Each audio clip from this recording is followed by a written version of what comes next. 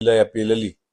दादांच्या जाण्यानंतर आपल्याला आठवत असेल अल्पसंख्याकांचे काही फाईलवर सह्या केल्या गेल्या दादा गेले त्याच दिवशी.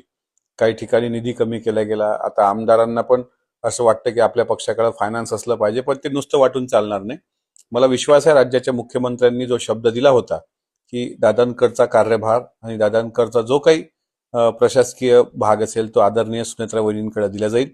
त्यामुळे अर्थ खात्याचा हक्क हा राष्ट्रवादी काँग्रेस पक्षाचा आहे.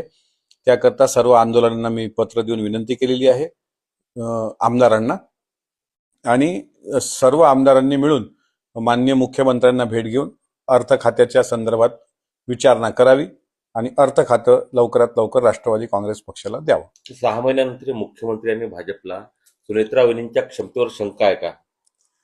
6 महिने उलटून सुद्धा जर अर्थ खातं नसेल, कारण मुख्यमंत्र्यांनी म्हटलं होतं की अर्थसंकल्प मांडल्यानंतर आम्ही ते खातं देऊ.